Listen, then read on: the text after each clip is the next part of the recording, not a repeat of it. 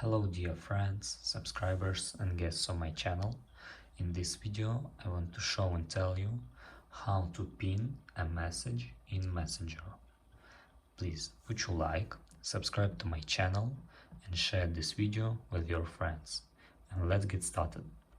So, first we need to go to Messenger. After that we need to go to any group chat. And after that we need to find and click on message which you want to pin. Click on this message.